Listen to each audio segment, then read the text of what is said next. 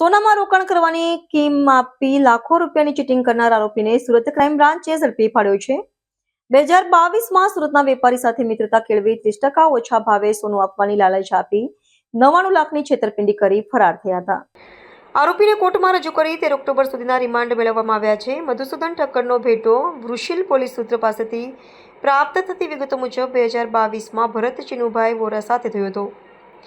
જાન્યુઆરી 2022માં વૃષિલ તેમની બેન પરી વોરા અને બનેવી સંજય સોનીએ સસ્તામાં સોનું મળતું હોવાની વાત ભરતભાઈને કરી હતી અને 30% ઓછું સોનું આપ્યું હતું। ત્યારબાદ ભરતભાઈ પાસે એક સાથે 99 લાખનું રોકાણ કરાવી આરોપીઓ ફરાર થયા હતા અને રૂપિયા માંગવા જતા અન્ય કેસમાં ફસાવી દેવાની ધમકી પણ આપી હતી। છેલ્લા 3 વર્ષથી આરોપીઓ વૃષિલને વોન્ટેડ જાહેર કર્યો હતો। સુરત ક્રાઇમ બ્રાન્ચે બાતમીના આધારે આરોપી વૃષિલને પકડી પાડ્યો હતો।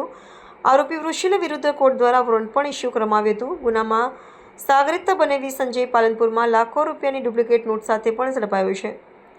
પકડાયેલ આરોપીને કોર્ટમાં રજૂ કરી 13 ઓક્ટોબર સુધીના રિમાન્ડ મેળવવામાં આવ્યા છે।